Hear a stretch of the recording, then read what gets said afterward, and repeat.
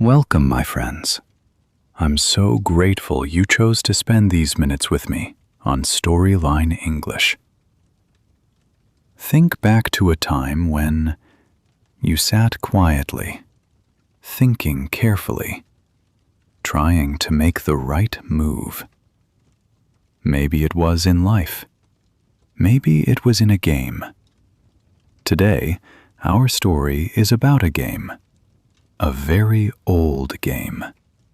A game that traveled across deserts, rivers, and mountains for over 1,500 years. A game that kings loved, soldiers played, and thinkers studied for many centuries. Today, we listen together to the story of chess.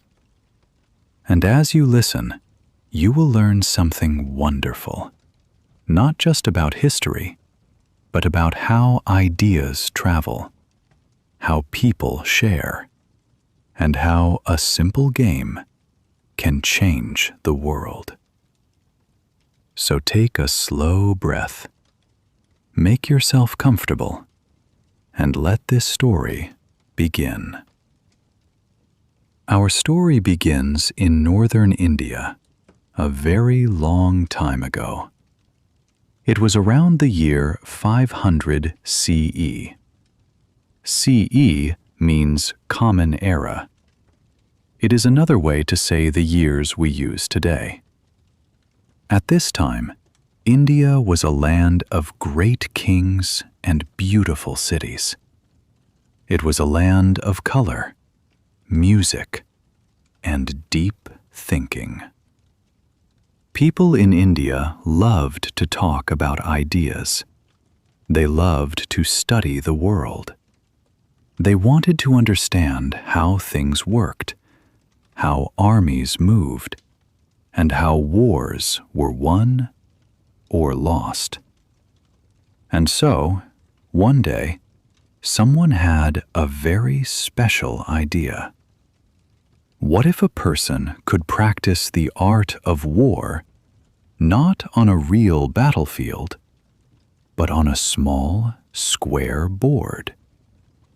What if two people could sit down together and think like generals, moving small pieces like soldiers? This idea became a game. The game had a name in Sanskrit, the old language of India. The name was Chaturanga.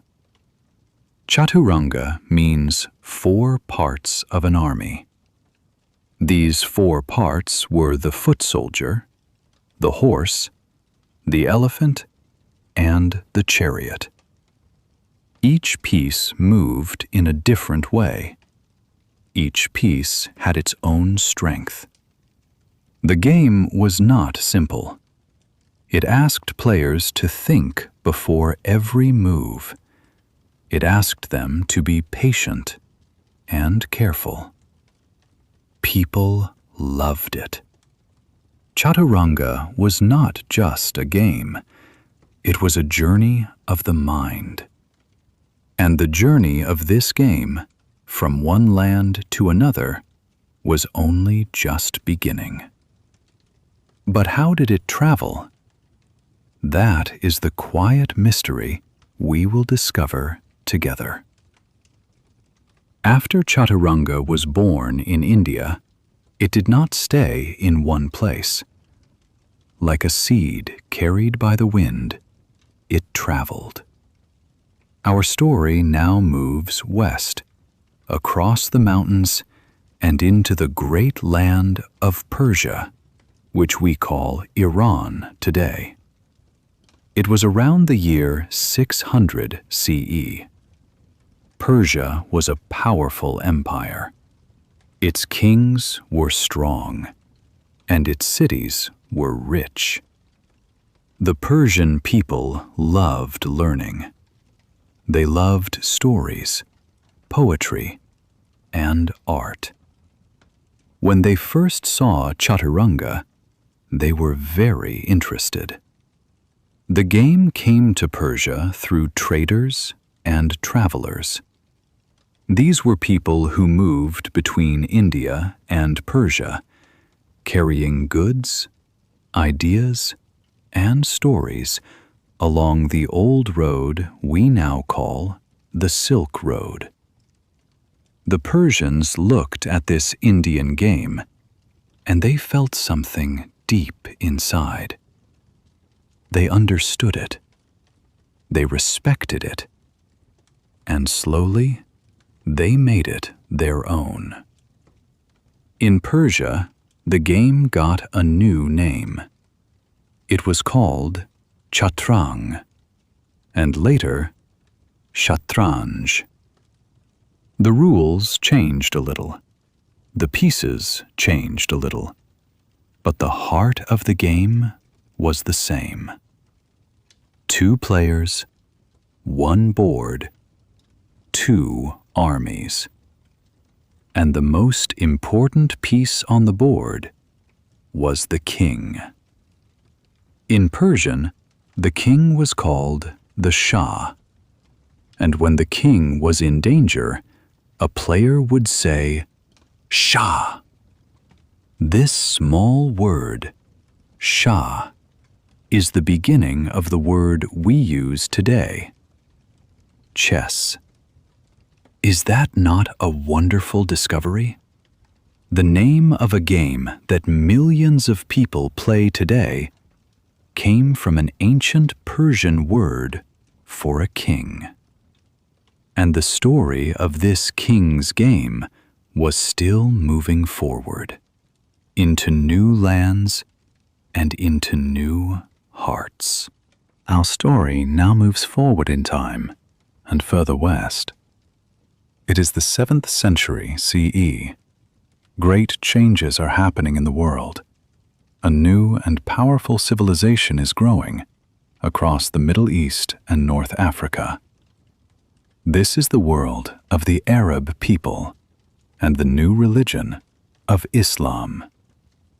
Arab armies were strong, and Arab cities grew quickly. These cities were not only places of trade, they were places of knowledge. Arab scholars loved science, mathematics, medicine, and art. They translated books from Greek, from Persian, and from Indian writers. They kept knowledge alive during a time when much of the world forgot it. When Arab soldiers and traders discovered Shatranj, the Persian form of chess, they did not ignore it. They studied it. They loved it deeply. Arab thinkers wrote long books about chess strategy. They gave the pieces new names and new meanings. Arab poets wrote about chess in their poems. Caliphs, the great rulers of the Arab world, played chess in their palaces. Chess was not just entertainment. It was a sign of intelligence. A wise person played chess well. And so the game grew in the Arab world, becoming more refined, more studied, more beloved. And then, this game began to move again. It traveled along the northern coast of Africa. It crossed the sea to Spain. It entered Europe for the very first time. And Europe was about to discover something it had never seen before. Let us now travel to Europe. The year is around 1000 CE. The continent of Europe is slowly growing. Cities are becoming larger. Trade between countries is growing. People are curious about new things. And around this time, chess arrived. It came through Spain, from the Arab world in the south. It came through Sicily, the beautiful island at the bottom of Italy. Slowly, quietly, like a river finding its way, chess entered the courts of European kings and the homes of European nobles. European people looked at chess and they were fascinated. But they changed it. This is a very important moment in our story. Europeans saw the chess piece called the vizier, the king's most powerful helper in the Arab game. But they had a different idea. In Europe, the most powerful person beside a king was often a queen. And so, the vizier became the queen. And in Europe, the queen became the most powerful piece on the board. This was a new discovery, a new idea. The game was now different. The queen could move in all directions, fast and free. This made the game faster and more exciting. And so European chess, the chess we know today, was born around the year 1500 CE. The rules became the rules we use now. The board was the same 8 by 8 square. The pieces had their names: king, queen, bishop, knight, rook, and pawn. And from this point, chess spread to every country in Europe. Rich and poor people played it. Scholars and farmers played it.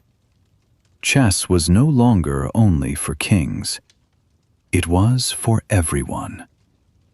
But this journey was far from over. As the centuries passed, chess continued to grow. By the 1800s, chess was not just a hobby. It was becoming a serious activity, with serious competitions. Players from different countries traveled to meet each other and to show their skill. People wanted to know, who is the best chess player in the world? In 1886, a very important moment came. The first official World Chess Championship was held. Two great players sat across from each other and played a long series of games. The winner of this championship was called the World Chess Champion. This title meant something very special. It meant that this person had the greatest mind in chess in the entire world. Many great champions followed. There were players from Russia, from Cuba, from Germany, from America. Each one had a different style, a different way of thinking and playing. Chess became more than a game. It became an art. And it also became a science. Players studied chess theory, which means the best ways to open a game, to build a strong position, and to find the winning move. Books were written. Schools were opened. Children learned chess at a young age. And then, something truly remarkable happened. Something that no one in ancient India could ever have imagined when they first sat down and moved the first small piece on the first simple board, thousands of years ago. In the second half of the 1900s, something new and powerful was born: the computer. A computer is a machine that can think very fast. It can look at thousands of possibilities in a single second. Scientists began to wonder, can a computer learn to play chess? This was a fascinating question. Chess requires deep thinking. It requires planning many moves ahead. It requires something that feels like intelligence. And so, scientists built computer programs designed to play chess. At first, these programs were weak. A good human player could easily beat them. But year by year, these computer programs got better. They learned. They improved. And in the year 1997, something historic happened. A computer called Deep Blue, built by the IBM company in America, played against Garry Kasparov. Kasparov was the world chess champion at that time. He was considered one of the greatest chess players who ever lived. The match between Kasparov and Deep Blue was watched by millions of people around the world. It was not just a chess match. It was a question about the human mind. Could a machine truly think better than a person? After 6 games, Deep Blue won. The machine defeated the champion. It was a turning point. Some people felt sad. Some people felt amazed. But chess did not die. It became more popular than ever. Computer programs helped players learn faster. People used computers to study the game and improve their skills. Chess found a new home, online. And today, hundreds of millions of people play chess on their phones, on their computers, and on boards in parks and schools all around the world. And so, our story comes gently to a close. We started in northern India, around 1,500 years ago, with a quiet game on a simple board. We followed that game as it traveled to Persia, where it found a new name and a new home. We watched it enter the Arab world, where great thinkers loved it and wrote about it with care. We saw it arrive in Europe, where the Queen became the most powerful piece. We witnessed it grow into a world competition, and then meet the computer age and survive. What does this long journey teach us? It teaches us that a good idea does not stay in one place. A good idea travels. A good idea finds new people, new hearts, and new homes. And every time it arrives somewhere new, it changes a little, but its heart stays the same. Chess was always a story about thinking, patience, and strategy. That never changed. And you, my friend, are on your own journey right now, the journey of learning English. This journey also takes time. It also asks for patience. It also asks you to think, to listen, and to keep moving forward, one step at a time. Do not rush. Every story part you listen to, every new word you understand, every sentence that becomes clear is a move on your board. And every move brings you closer to where you want to be. Thank you so much for listening today on Storyline English. If this story brought you something good, something calm, something useful, please leave a comment below and tell me. I would love to know what you thought about the history of chess, or which part of the story you liked most. Subscribe to Storyline English so you never miss a new story. And come back soon, because next time, another journey is waiting for you, and I will be right here to take it with you.